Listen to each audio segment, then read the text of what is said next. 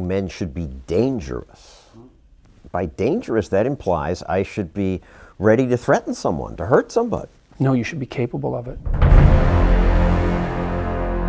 It's very helpful for people to hear that they should make themselves competent and dangerous and take their proper place in the world. Competent and dangerous? Why dangerous? Because it's the alternative to being weak. And weak is not good. The people who shoot up the high schools, they're weak. They're weak. How is it good to be dangerous? Because it makes you formidable. And life is a very difficult process. And it's not you're not prepared for it unless you have the capacity to be dangerous. In order to transform your personality, that first of all you had to be disciplined, that's for sure, but you also had to integrate that part of you that was terrible and capable of breaking rules and make it part of you. You bloody well better have imagination for that kind of evil, because if you don't, then anyone who does wins. They beat you. A harmless man is not a good man. A good man is a very, very dangerous man who has that under voluntary control. There are variants of hero archetypes that are relevant to women, and one of them is Beauty and the Beast. And Beauty isn't interested in the guy who isn't the beast. She's interested in the guy who's the beast.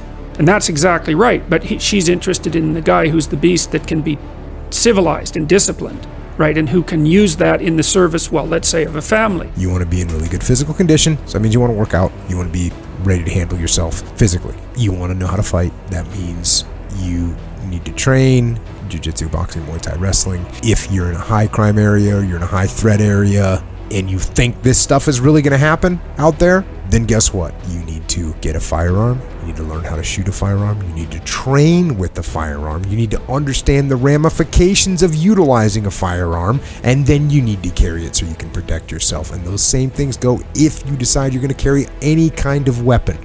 That's what you need to do to be prepared. That doesn't mean that you should be cruel. It doesn't mean any of that. There's a statement in the New Testament, the meek shall inherit the earth. But the meek isn't well translated. It means something more like those who have swords and know how to use them but keep them sheathed will inherit the world. That's a way better way of thinking about it. You have to be powerful and formidable and then peaceful, in that order, right? And that's not the same as being naive and weak and harmless, which is what young men are being encouraged to be. It's like, that's a very bad idea. It's a very bad idea, because naive, weak, and harmless means that you can't withstand the tragedies of life. You can't bear any responsibility. You'll end up bitter. And when you get bitter, then you get dangerous. But one thing I'm not getting, there's a big difference between letting people do something for themselves and saying men should be dangerous. By dangerous, that implies I should be ready to threaten someone, to hurt somebody. No, you should be capable of it. But that doesn't mean you should use it. There's nothing to you otherwise. Like, if you're not a formidable force, there's no morality in your self-control.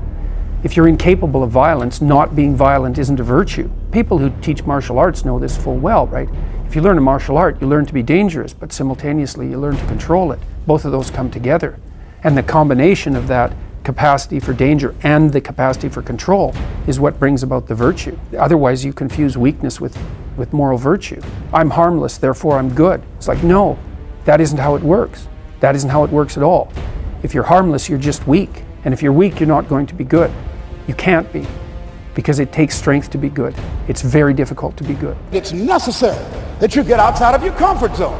It's necessary that you develop some new relationships where you can learn from people. It's necessary that you do reading, that you do research. It's necessary, if you're already involved in some business, that you don't be satisfied with where you are. If you want to make it today, it's necessary for you to constantly look at ways of getting better. But it's you. The major key to your reaching your dream, your living up to your greatness, your making your contribution is you.